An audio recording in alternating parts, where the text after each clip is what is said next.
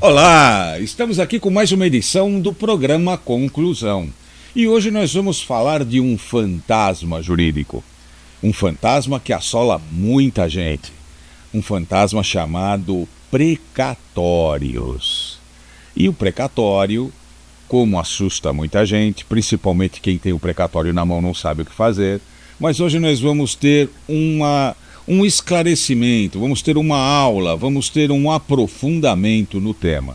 E, para tanto, trouxemos aqui o especialista em precatórios, doutor Rodrigo Soares. Isso aí. Tudo bem, doutor? Tudo bem, doutor. Graças É um prazer tê-los aqui novamente. Obrigado. O doutor já participou de outras edições. Verdade. Já nos trouxe bastante esclarecimento, tanto é que hoje está aqui novamente contribuindo conosco para esse esclarecimento do nosso público. O doutor Rodrigo Soares, ele é advogado militante em São Paulo.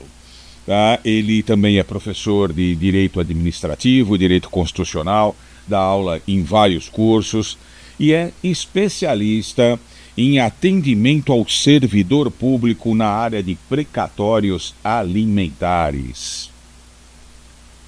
E vamos aqui então para o doutor Rodrigo nos esclarecer vários pontos sobre o precatório. Tenho aqui apresentando também a minha companheira de batalha, a doutora Valquíria Saboia, que é especialista em Direito da Moda, nas horas vagas, o que ela é mesmo, ela é apresentadora de podcast. Exato. Isso aí. Tudo bem, Valquíria? Tudo bem, obrigado doutor. mais uma vez. Imagina, obrigado. Eu passo a palavra até para que você comece a entrevista com o Dr. Rodrigo Soares. Vamos lá.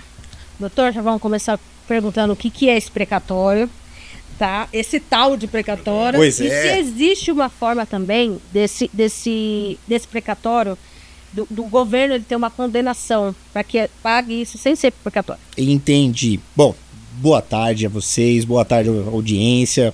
É uma grande honra poder participar aqui de novo dessa tribuna, contribuir, inclusive ajudar com esclarecimento, né? Antes de eu entrar aí na resposta, eu quero dizer que precatório é uma coisa muito, muito complexa e que obviamente demandaria aqui às vezes 3, 4 horas para a gente poder esgotar o assunto. Então eu vou tentar ser o mais breve possível e consequentemente tentar elucidar o máximo possível também sobre esse problema que é o precatório. Bom, vamos lá. Primeiramente, o que é em si o precatório, né? O precatório, ele nada mais é do que uma requisição judicial que decorre, obviamente, de uma condenação judicial de um ente federativo subnacional. O que seria isso, em palavras mais simples? O Estado, o município, a União, né? Então, ele, no caso especificamente do servidor público, por exemplo, ele deixa de pagar uma determinada vantagem, ou ele calcula errado uma aposentadoria, uma pensão, né? Isso, obviamente, gera uma demanda judicial, e sendo essa demanda judicial positiva, ela vai gerar um dever do Estado, pagar, obviamente, essa condenação. Só que a gente precisa lembrar que o governo como um todo, ele não produz propriamente riqueza, né? O dinheiro que ele tem para poder utilizar, inclusive na prestação do serviço público, vem da arrecadação dos tributos, de forma geral, né? E como que eu vou pagar uma condenação, né, sem prejudicar o meu cofre público? Esse é o ponto, porque eu não posso simplesmente tirar o dinheiro de lá e passar para o lado de cá. Eu preciso justificar o porquê que eu estou usando esse dinheiro público para pagar alguém no âmbito privado, né? Então criou-se o Instituto do Precatório, que é um instituto constitucional. Ele está lá no famigerado artigo 100 da Constituição Federal, que já foi remendado mais que queijo suíço, né? Inclusive recebeu uma emenda agora, né? Dia 9 de setembro foi promulgada a emenda constitucional número 136 de 2025, ao meu ver, atribuindo mais um calote, inclusive para pagamento desses precatórios, arrastando mais para frente. A legalização de mais um calote. Exatamente, do calote público, né? Pois bem, então esse precatório nada mais é do que essa requisição, dessa necessidade do controle governamental ter uma dívida lançada no orçamento justificada em razão de uma ordem judicial de pagamento, que para mim, traduzindo, nada mais é do que um belo devo, não nego, pago quando puder. Se puder. Se puder.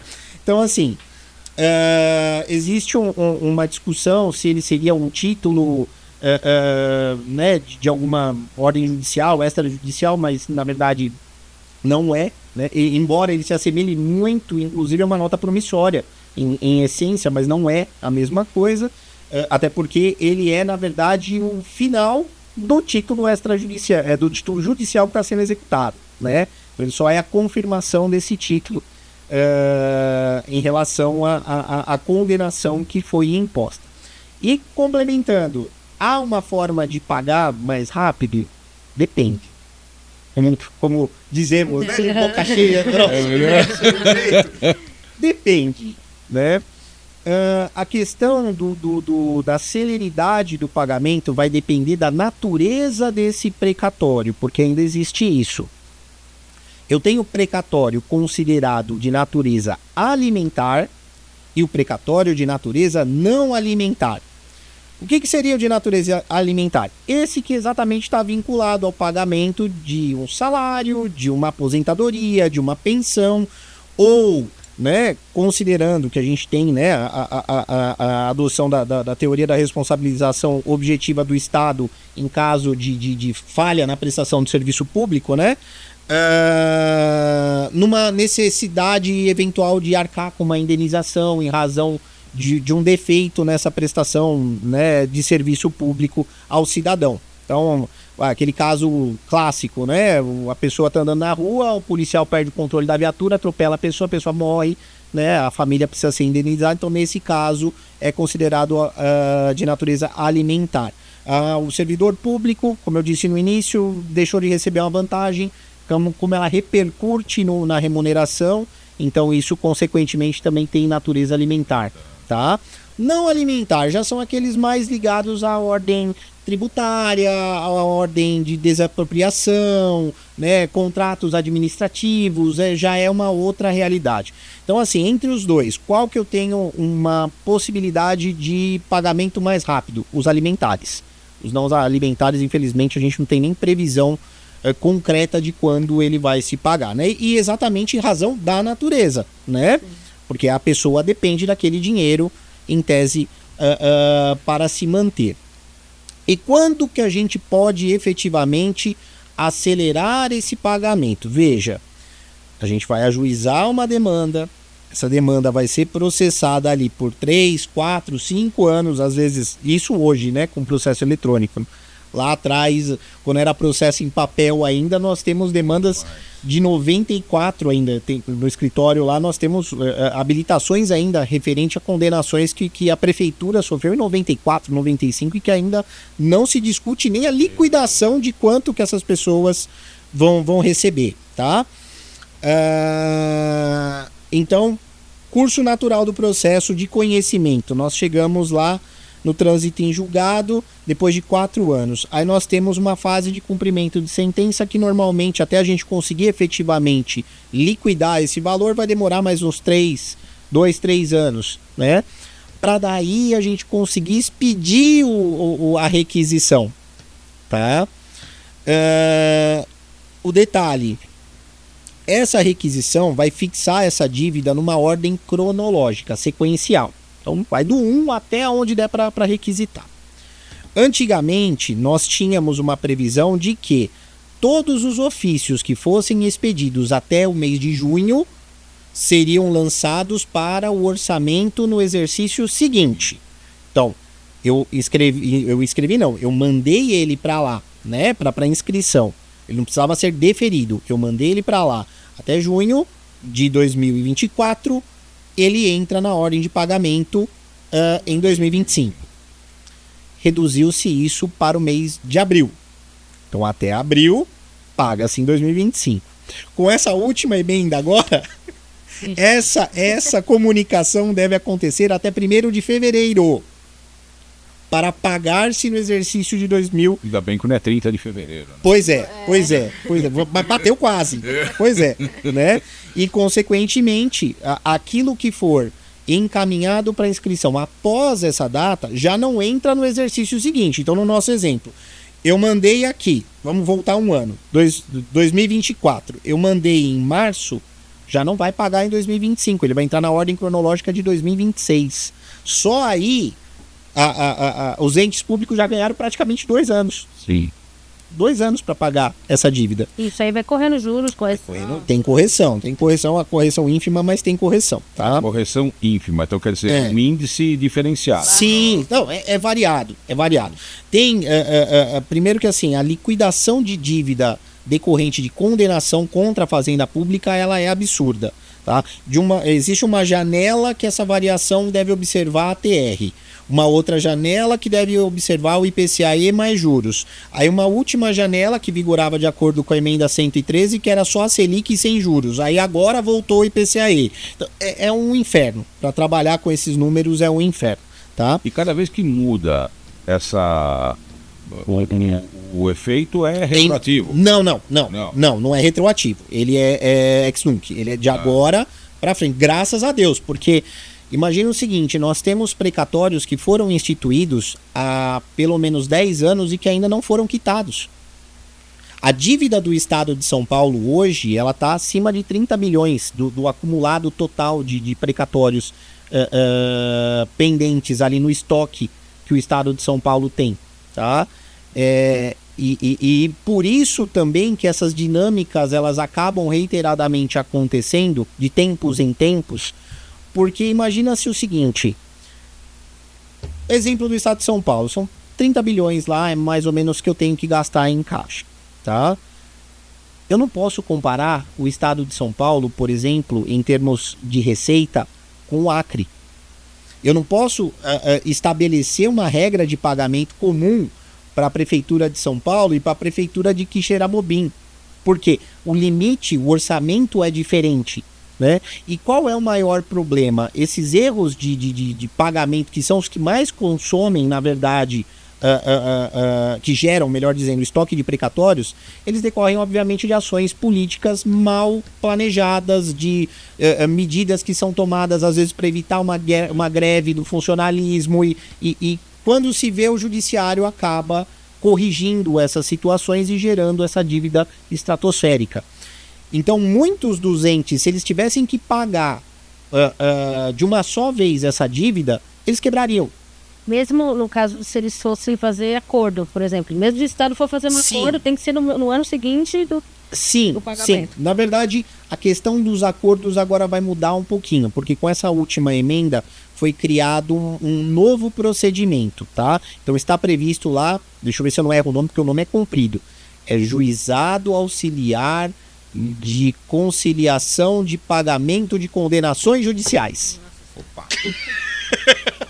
Se demorar tanto para pagar, como demora para chegar no fim do ano? Sim. E aí, só dando um salto um pouquinho, mas depois eu quero voltar nesse ponto. A questão dos acordos, ela veio também tem pouco tempo. Antes não havia acordo, não havia possibilidade de acordo. Salvo engano, foi pela emenda 62, foi atribuída, foi positivada essa hipótese no seguinte sentido: eu tenho uma dívida de precatório, eu quero dar um jeito de receber antes que eu entre na estatística de tantos que morreram e não viram acordo dinheiro, né? Porque isso é muito normal, infelizmente, de você pagar o precatório já para o descendente, às vezes para o neto daquele que era o detentor do crédito. Então foi criada essa possibilidade de a parte credora encaminhar uma proposta para a parte devedora, partindo de um deságio de 40% do valor do precatório. Tá? Existem ali os percentuais, dependendo do valor e tudo mais, mas via de regra, 40%. Quer dizer, eu te dou um abatimento para você me pagar. Exatamente, é isso.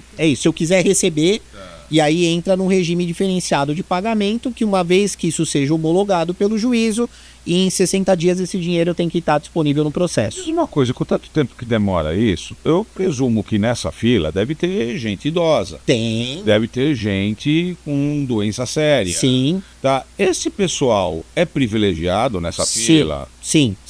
Essa é uma das vias que possibilitam o pagamento um pouquinho mais rápido. Só que como que ele funciona?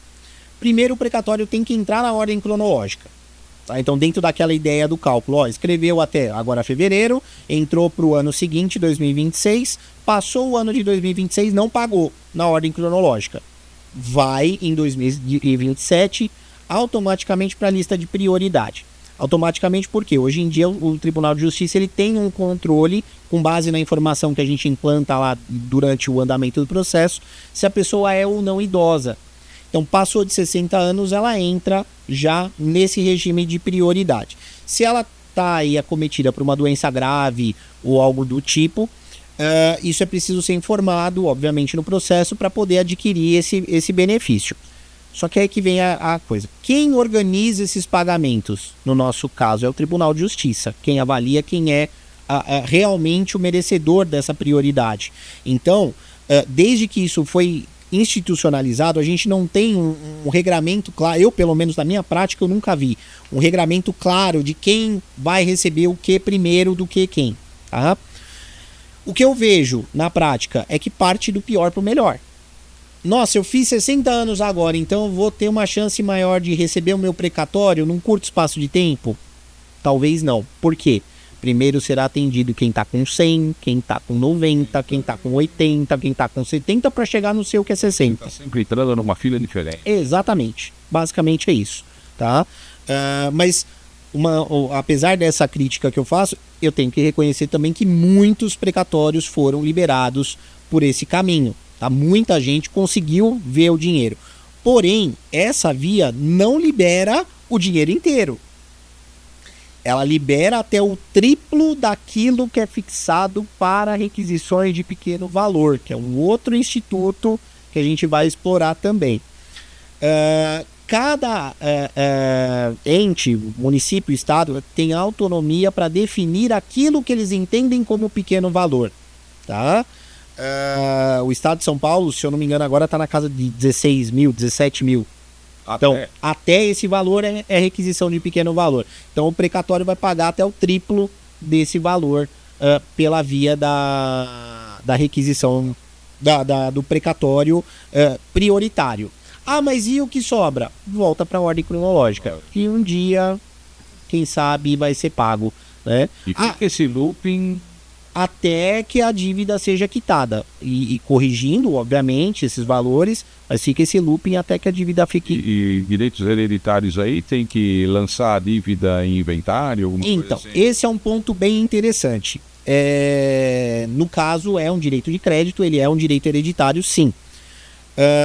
Só que muitas das vezes a família não sabe que a pessoa tem um precatório pendente, porque às vezes nem chegou a ponto de precatório ainda o processo. Às vezes ainda está em fase de liquidação, ou às vezes ainda está em fase de conhecimento. E não é tão comum, por exemplo, no caso do servidor público, que é quem eu lido mais, não é tão comum que eles tenham esse tipo de conversa em casa. Então aí o que acontece? Muitas das vezes a pessoa faz o inventário e ela nem sabe que tem efetivamente um precatório pendente para receber. Ela só descobre quando o advogado entra em contato para falar, olha, tem um dinheiro aqui, eu preciso pagar. E aí, como que isso é feito? É feito primariamente pelo procedimento de substituição processual. Tá? Então, eu habilito o herdeiro no processo, há um procedimento ao qual o juiz vai fazer a homologação dessa habilitação, e por ali, recolhido o ITCMD e tudo mais, eu posso pagar diretamente para os herdeiros no próprio processo. Tá? Antigamente não havia necessidade de comprovação do inventário, então tinha muita gente que estava recebendo precatório sem recolher o ITCMD, né? Em razão disso, recentemente, inclusive foi agora no final de 2024, o TJ, por meio de provimento, também regularizou essa situação, né? E há situações inclusive de cessão de crédito, que é um outro imbróglio que existe, né? Nessa matéria precatório. Por quê? Aproveitando, já pode falar sobre sessão de crédito. Pode falar um pouquinho. Vamos lá. Basicamente, o que é a cessão de crédito? É a venda do precatório, em termos aí mais simples. Existem hoje empresas especializadas, inclusive grandes instituições bancárias, como a XP, por exemplo, Bradesco, C6. Compram precatório. Sim, eles têm outras, não diretamente, né? Eles têm algumas outras, como é que eu poderia dizer?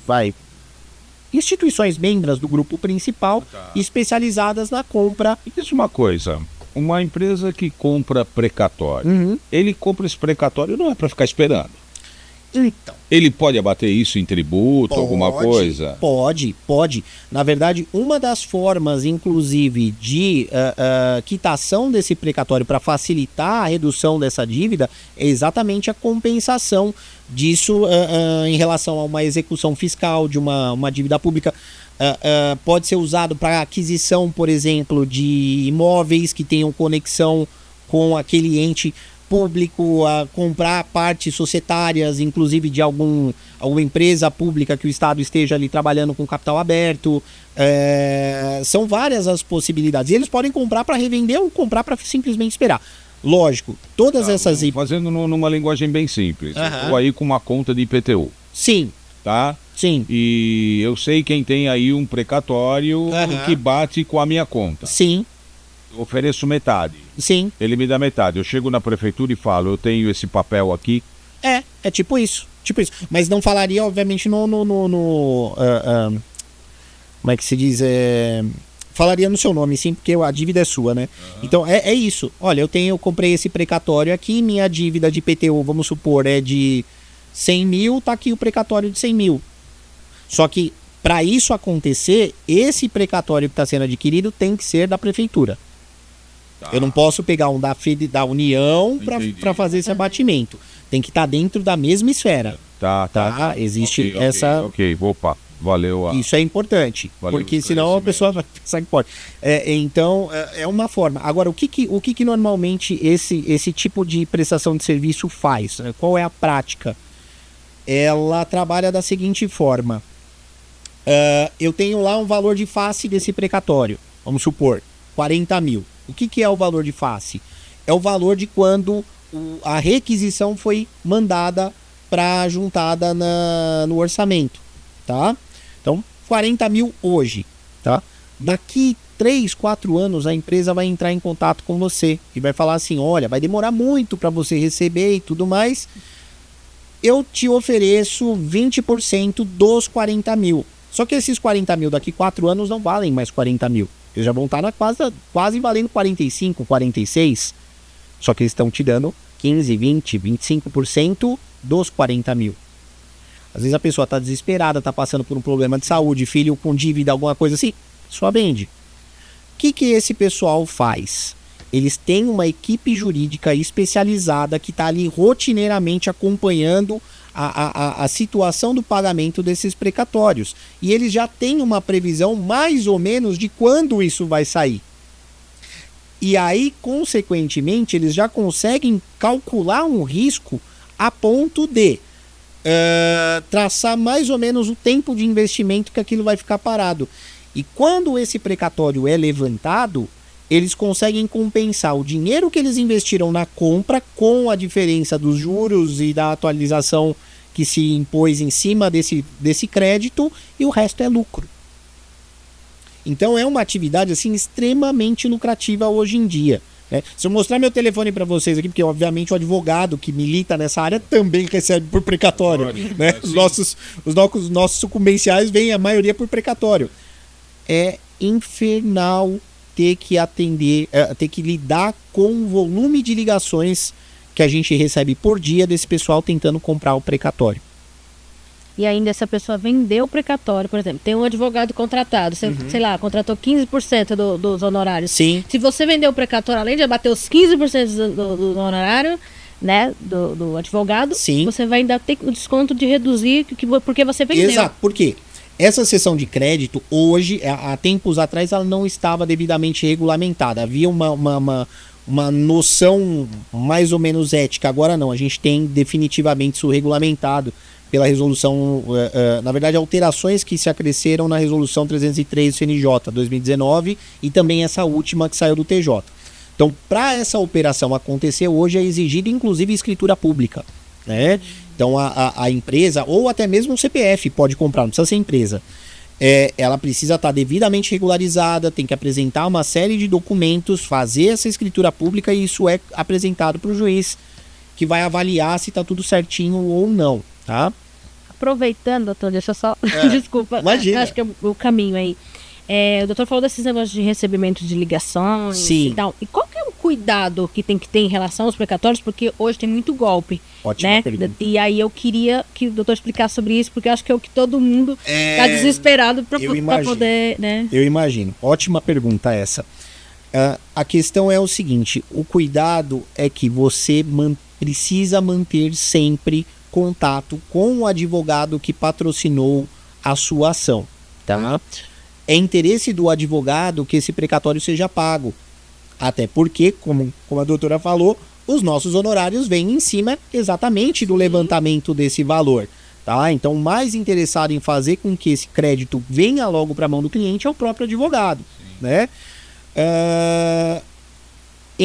E esse contato ele precisa estar claramente disciplinado no seguinte sentido: eu tenho o seu telefone, eu sei quem você é, eu sei onde está o seu escritório, né? Não precisa sair para almoçar junto, né? Mas tem que saber quem é o advogado, tá? Manter contato com esse advogado. O que acontece hoje em termos de golpe? Um dos mais famosos, tá? E aconteceu comigo agora, tem pouco tempo. Eles conseguem pelo WhatsApp, até porque quando a gente peticiona, hoje em dia a gente coloca, né, nosso e-mail, nosso telefone para contato e tudo mais. O estelionatário, ele pega esse dado do seu telefone, pelo WhatsApp dele, ele acessa o seu, ele pega a tua imagem e ele pega um telefone diferente do seu, obviamente.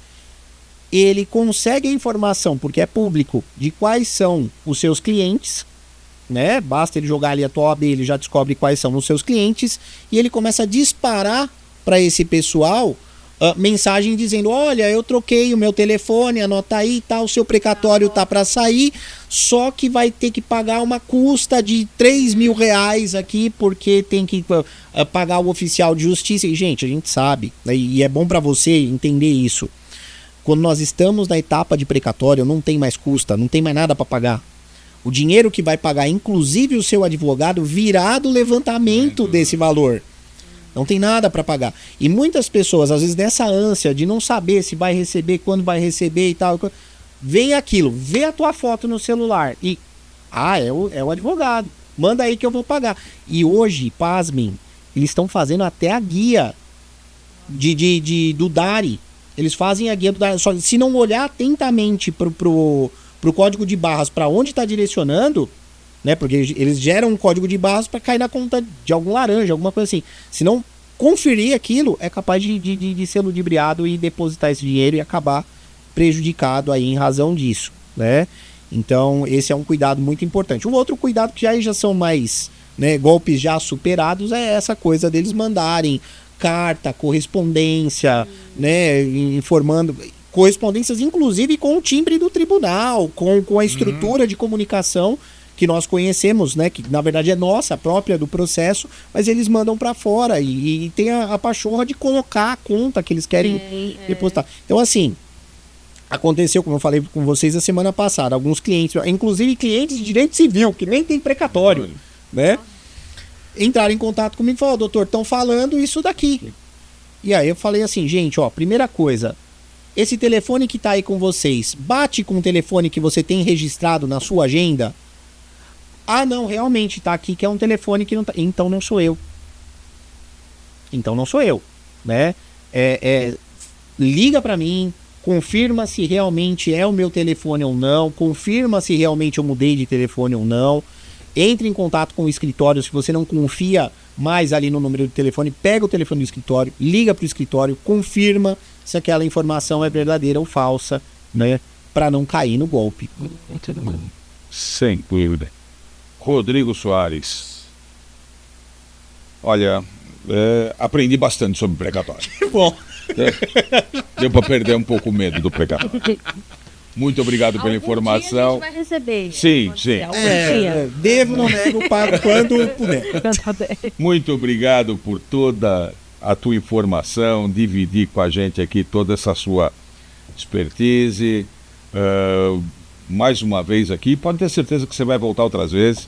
Que, nossa, aqui o assunto tem, como você falou, né? Tem assunto para 3 horas. Vai longe. Vai longe mesmo. Inclusive entrando nessa parte agora do cuidado, do golpe, tudo mais, isso deixa o assunto ainda mais palpitante. Muito obrigado, foi um prazer tê-lo aqui, tá? Eu que agradeço. E tá convidado para as próximas. Muito obrigado, tá? com certeza, virei com o maior prazer. Valquíria. Entre nas nossas redes sociais, curta, comente e compartilhe. Doutor, muito obrigado pela sua presença mais uma vez. Obrigado. Aquele abraço, até a próxima. Cortou. É, tô falando.